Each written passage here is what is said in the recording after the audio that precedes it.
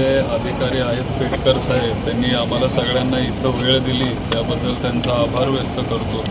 पण ग्रामीण भागात एकतर बारामतीकरांना लोडशेडिंगची कधी सवय लागली नाही आणि पहिल्यांदाच इथं लोडशेडिंग सुरू झालं आहे ग्रामीण भागात जास्त करून.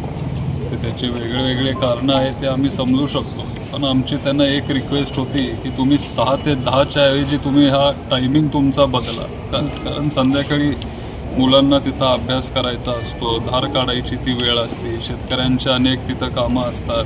त्याच्यामुळं तुम्ही ह्या जो वेळ आहे हे महाराष्ट्रभर होतं आहे, सगळं मान्य आहे, सगळं आम्ही समजू शकतो. पण जर तुम्ही ते 2 टप्प्यात जर करू शकला किंवा जे 6 ते 10 ही जी वेळ तुम्ही निवडली, जर ती वेळ तुम्ही बदलली तर शेतकऱ्यांना सगळ्यांना एक दिलासा मिळेल अशी आम्ही त्यांना सूचना केली. बऱ्याच गावांमध्ये त्यांनी आम्हाला मदतही केली. अनेक गावं आहेत जिथं ते आता तसं ते करतायत. त्यांचं म्हणणं आहे की तुम्ही शेतीचा पंप तिथं जर बंद ठेवला आपल्या सगळ्या शेतकऱ्यांनी तर मग ते तिथं आपल्याला वीज पुरवठा करू शकतील. एक असा प्रयोग आपण आता खांडस गावात आपण करतोय. ग्रामस्थांनी एक ठराव तिथं मंजूर केला पाहिजे. तो ठराव तिथं मंजूर झाल्यावर खांडस गावात असा आपण एक प्रयोग करून बघतोय आणि तिथं लगेच वीज सुरू होईल. काल दादा दुसरा एक प्रश्न असा आहे, काल बेंगलोरमध्ये अजितदादांचा अपघाता प्रश्न 0 FIR बघितलं मी माध्यमातून. ते कर्नाटक सरकारचा आम्ही सगळे मनापासून आभार मानतो. शेवटी तिथं भाजपचं सरकार नाही आहे, कर्नाटकमध्ये काँग्रेसचं सरकार असल्यामुळं त्यांनी तिथं आम्हाला न्याय दिला असावा. आणि 0 FIR हा जो कॉन्सेप्ट आहे त्या माध्यमातून रोहितदादांनी तिथं FIR दाखल केला असेल किंवा त्यांच्या सहकाऱ्यांनी तिथं FIR दाखल केला असेल, तो FIR आता इथं महाराष्ट्र पोलीसमध्ये ट्रान्सफर करावा लागेल आणि एक सखोल चौकशी तिथं होईल अशी अपेक्षा आहे. आता काल देखील बारामतीतल्या साठेनगरमध्ये सार्वजनिक शौचालयामध्ये स्फोट झाल्याची घटना घडली.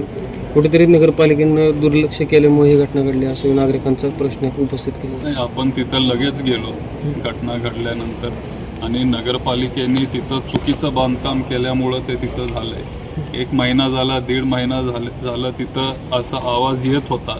गॅस टँकमधून असे बुडबुड्या वगैरे असे येत होते आणि ते सतत तक्रार करत होते. साठेनगरमध्ये सगळे गरीब गरजू लोक राहतात. तिथं लोकसंख्या 1000-1500 एवढी लोकसंख्या आहे, पण तिथं टॉयलेटची सुविधा फक्त 5 का 10च तिथं शौचालय आहेत. त्याच्यामुळं ते वाढवणं गरजेचं आहे. आणि ज्या शौचालयात आम्ही सगळे काल गेलेलो ते तिथं बघायला, तिथं साधा वेंट पण नाही. तिथं वेंट जरी असता तरी तो सगळा जो गॅस तयार होत असतो तो त्या वेंटच्या माध्यमातून बाहेर गेला असता. पण तिथं चुकीचं बांधकाम झाल्यामुळं तो सगळा गॅस तिथं आतमध्ये दाबून राहिला आणि गॅस तो 1.5 महिना तिथं दाबून राहिल्यामुळं तिथं तो तसा भयानक स्फोट झाला आहे. येणारा मंगळवारी आम्ही सगळे नगरपालिकेची वेळ घेणारे नगराध्यक्ष आणि आपले CEO जे आहेत त्यांची वेळ घेऊन अनेक वेगळे मुद्दे आहेत, पण हा सगळ्यात गंभीर विषय आहे आत्ता. त्यांची वेळ घेऊन आम्ही हे सगळे जे बारामती शहराचे प्रश्न आहेत त्यांच्यासमोर